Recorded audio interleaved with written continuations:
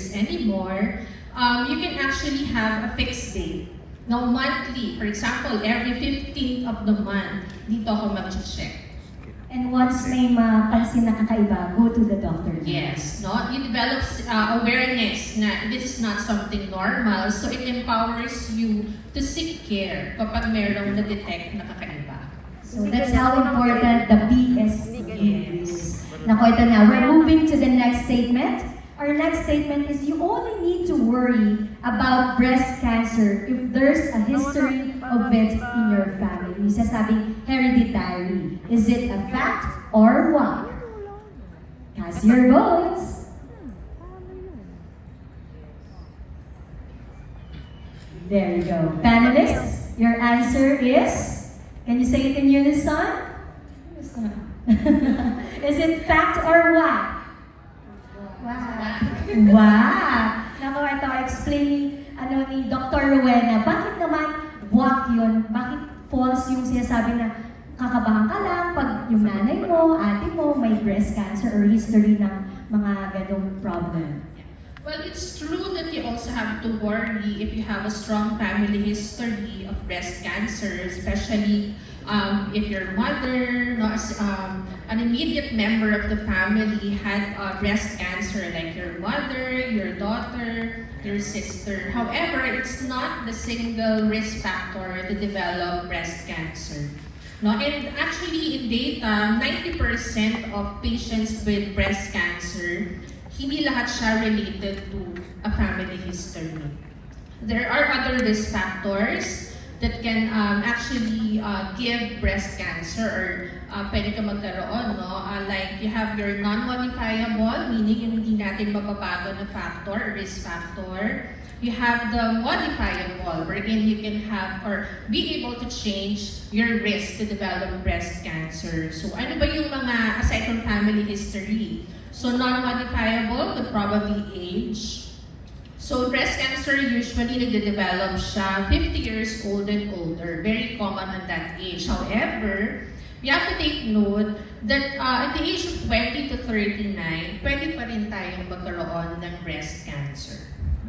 So age and then gender. While it is very common in females or women, we also have to take note and share to everyone there are male audiences here and participants that it's very rare, however, men can also develop breast cancer. But it's still very common among women. So, it's one of the non-modified. Pati pala lalaki. Yes. Kakaroon ng breast cancer. Boys, self-check din. Yeah. So, it's good na meron din tayong audience na male dito sa group.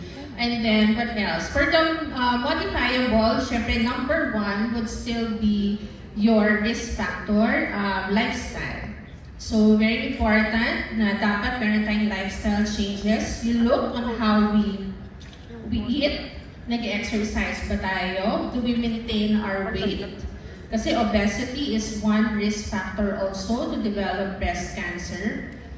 Physical activity and exercise, very important because it's an immune booster. No? You develop and the immune system kicks in, less yung stress natin, which can also be a risk factor for breast cancer. Ako, Dr. Rowena, parang minsan naisip natin, nakakatakot naman mamaya na kapana namin meron pala. So, si Jennifer naman po tanungin natin, kasi syempre yung iba sa atin nagbe-breast self-check na, pero natatakot gawin. So, ano ba dapat yung, kumbaga advice mo sa mag-BBSE ngayon na para huwag matakot when doing this?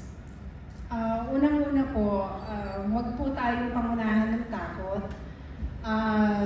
Siguraduhin po natin na tayo po ay nasa maayos na pangangatawan sa pamamagitan ng self-check. So, gawin po natin regular ang pagsa-self-check. Huwag po tayo mag-alinlangan na i-check po natin palagian ang ating sarili. Kilalanin natin ang ating katawan. At kung meron lang po tayong nakitang pagbabago, agaran po tayong magpa-check sa doktor para po masagot yung yung tanong po natin sa isip natin. Pero Ms. Jennifer, for the information of everybody, kailan ka nagsimulang mag-BSE na? after po ng pandemic. After pandemic, how old were you then, ma'am? Ngayon po, 48. Pero that time na na-detect na may cancer ka that time. 2 years na po akong Cancer-free. Cancer. Palakpakan naman natin, cancer-free. Kaya sabi nga ni Ms. Jennifer, huwag nating katakutan ang BSE. Ayan. So here we go for our final statement. Grab your phones, ladies and gentlemen, and cast your votes because our statement number 3 is regular exercise can help reduce your risk of developing breast cancer. Fact or what? Let's see those final votes in 3 seconds.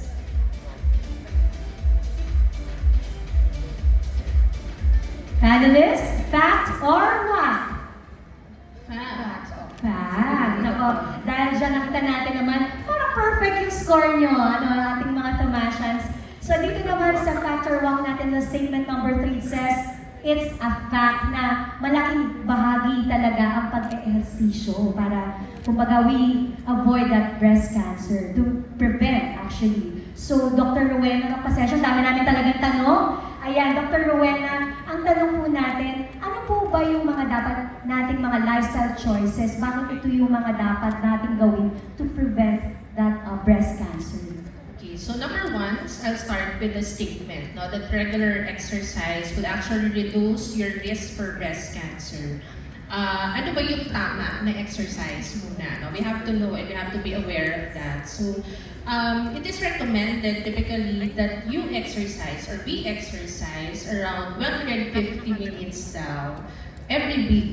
And ano yung klase ng exercise na yun? So it should be, if it's 150 minutes to 300 minutes per week, so ideally mga 3 times a week siya, pwede mong hatiin yung 150 minutes na yun for at least 20 to 30 minutes in a day. Pwede siya. And it includes mga non-vigorous muna na exercises like walking, or brisk walking in your neighborhood, sa community natin. We can do that, no?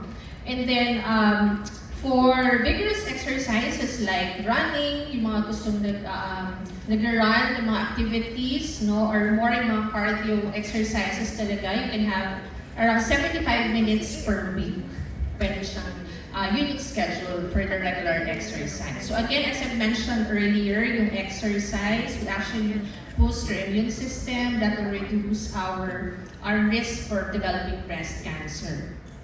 Other lifestyle changes will include definitely maintaining our weight, because I've mentioned obesity is a great risk factor for developing breast cancer. It is actually linked with our exposure. No? They say na kapag medyo mabigat tayo, no, or obese tayo, yung exposure natin with the hormones that we have, especially for females, will increase our risk for developing breast cancer. So how do we maintain our health? So physical activity and our, ano ba yung kinakain natin? So we watch what we eat, not eat nutritious food. So what does it include? Your fruits, your vegetables, your whole grains, and avoiding processed foods like your hot dogs, your bacon, all those things, no, can actually increase our risk for breast cancer. So that will be actually some of the lifestyle changes that we can make. Mental health, no, maintaining our mental health.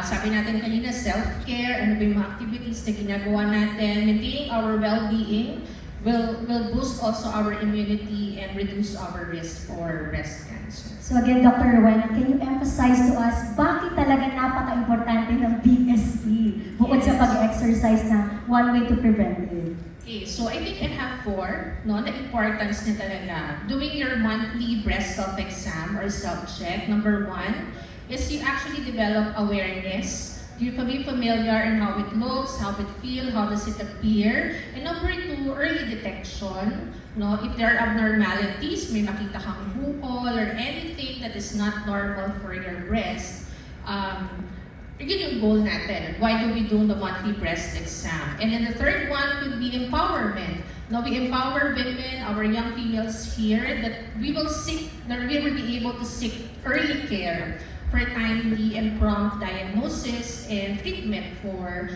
breast cancer. And of course, again, our monthly breast exam is a valuable tool, really, coinciding with the other methods of screening like for mammogram. It's very cost effective, especially in our setting, probably in other areas na hindi naman available yung mga equipments na to. It is a valuable tool or way of early detection and of our breast cancer. Ayan, we've been talking about breast health check. Nako, marunong na ba kayo? Itaas nga yung kamay ng marunong na mag-breast health check. Ayan. Pag-aralan natin ulit, parang maganda ma-check ni Dr. Rowena kung tama nga ba yung ginagawa natin. Let's turn our gaze on the screen and let's watch this. Got a minute? Time to feel yourself. Breast cancer awareness starts with you. Early detection saves lives, kaya naman simula na ang pag-self-check gamit ang mga simple steps na ito. Start by touching your boobs. Apply some pressure and feel for any lumps. Do not forget to check your areolas and squeeze your nipples too. May discharge ba? Next, look at your boobs. Check if there are any lumps, dimples, or swelling. Observe changes in size, texture, or even color. Make sure to check yourself regularly. Do this 3 to 5 days after your period, either on your bed, in front of the mirror, or in the shower. Start checking in the nipple area. Circle slowly to feel for any lumps. Awareness is power. Here are some signs of breast cancer: nipple crusting, inversion, inflammation, and changes in size, shape, or color.